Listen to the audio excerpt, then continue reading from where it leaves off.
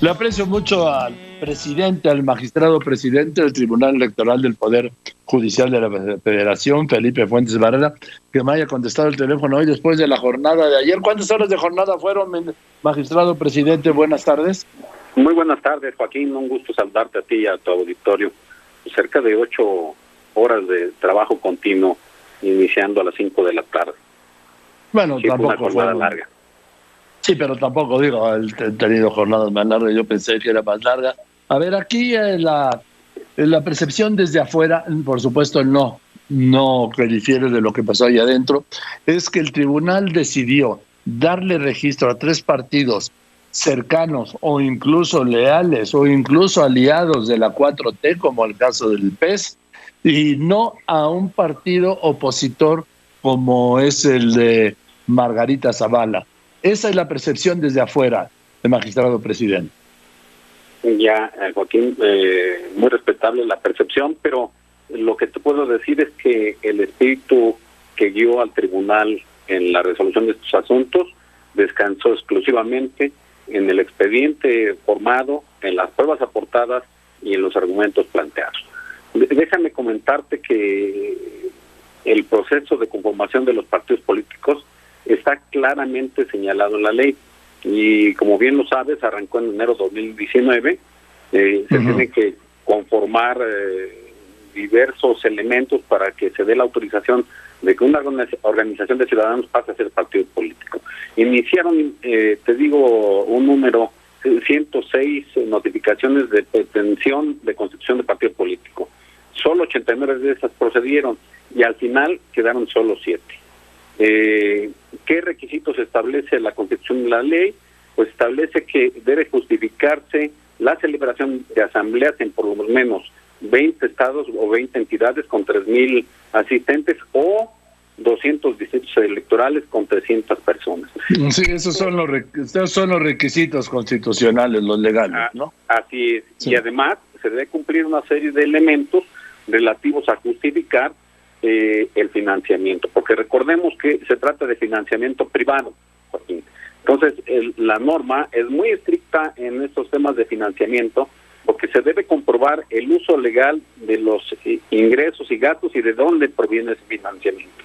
Eso es lo que revisamos, Joaquín. A nosotros no nos interesan ni filiaciones, ni simpatías. Lo que nos interesa es que se cumpla la Constitución y la ley. Ahora, todos fallaron, todos tuvieron fallas en lo del financiamiento, ¿no? A ver, aquí quiero hacer una distinción, Joaquín. Hay 2 tipos de aportaciones que señala el reglamento de fiscalización. El reglamento es el que viene a detallar cómo se deben cumplir las obligaciones por parte de estas organizaciones de ciudadanos. Unas aportaciones se pueden llevar a cabo en especie y otras aportaciones son las que se llevan a cabo en efectivo. ¿Qué establece la norma? Las aportaciones en especie tienen que cumplir ciertos requisitos como identificación del aportante, el contrato relativo, el costo de mercado o estimado del bien que se aporta, la fecha y lugar de entrega, entre otros requisitos. Aquí algunas organizaciones justificaron de entrada el cumplimiento de esa obligación. Otras, en el caso de México Libre, las aportaciones las hizo en efectivo. Y para ese tipo de aportaciones se requiere, dice la norma, que invariablemente se hagan a través de cheque o transferencia electrónica. Y dice la norma que de tal manera que el comprobante permite identificar los datos personales del aportante, el número de cuenta, el banco de origen, la fecha, el nombre completo del titular, entre otros requisitos. Es decir, hay una diferencia en las normas de fiscalización que rigieron a cada una de estas agrupaciones. Ahora, pues sí, pero yo insisto que todos los grupos, los 3 partidos a los que se le dieron registro, tuvieron fallas en el financiamiento y se les pasó por alto, se les justificó, no sé cómo decirlo, o no pesó finalmente la decisión de los magistrados. Joaquín, aquí lo que encontramos es que 2 de esos partidos, hoy partidos políticos, sí cumplieron de entrada, como te decía, todas las obligaciones. no se les demostró que incumplían la norma. Si cumplieron todos los requisitos, la norma nos establece que hay una presunción de que ese financiamiento es lícito. Ahora, ¿qué es lo que pasó? Que el INE cruzó alguna información de tipo bancario y con el SAT, y con ese cruce de información trató de destruir la presunción de licitud. Nosotros lo que señalamos es que no se alcanzó a derrotar con las pruebas que se aportaron, que se cumplió con la norma. Por otro lado, sí hubo incumplimiento demostrado de la obligación de transparentar los recursos que se recibieron. Eso es lo que determinamos. Sí, yo sé que el tribunal, como cualquier tribunal, es como el árbitro de un partido. Si gana, qué buen árbitro; si pierde, árbitro vendido.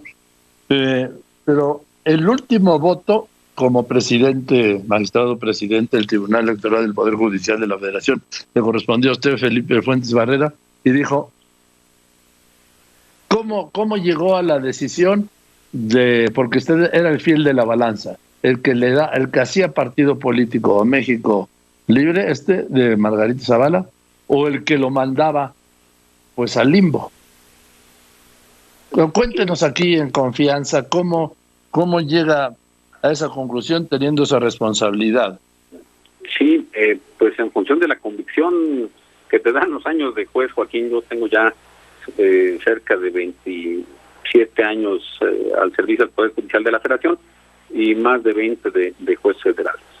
La convicción y lo que te decía, argumentos, pruebas, expediente.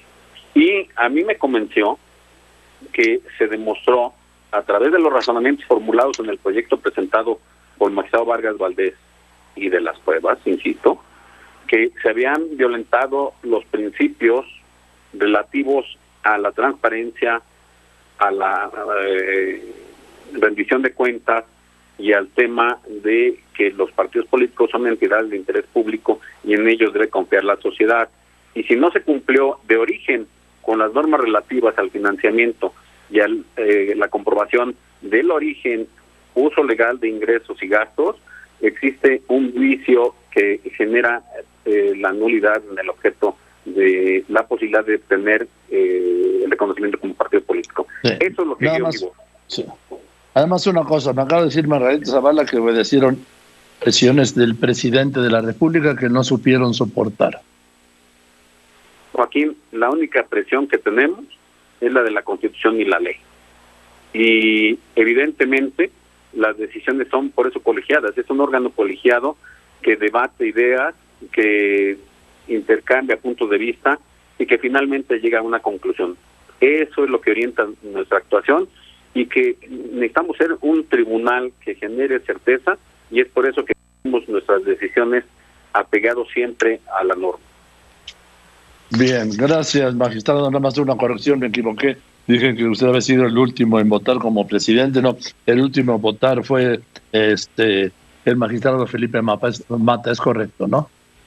Mira, el magistrado Felipe de la Mata igualmente emitió su voto antes que tu servidor. Sí. Él se posicionó también a favor de la propuesta. Sus razonamientos siempre son objetivos, es lo que yo te puedo indicar. Y para mí, él estaba convencido de su punto de vista. Yo voto siempre al final, sí. Porque, como tú dices, puedo definir un asunto, salvo cuando soy ponente, porque aquí en el Tribunal Electoral nos toca presentar asuntos como ponentes. Bien, Felipe, pues te aprecio mucho de verdad que me hayas contestado esta llamada hoy, justo en este día tan importante para el tribunal. Te mando un saludo. Muchísimas gracias, Joaquín, y estoy a tus órdenes. Buenas tardes, igualmente es el magistrado Felipe Fuentes Barrera, presidente del Tribunal Electoral del Poder Judicial de la Federación, tribunal que anoche dio el sí a 3 partidos leales o cercanos o aliados de la 4T y no al de Margarita Zavala.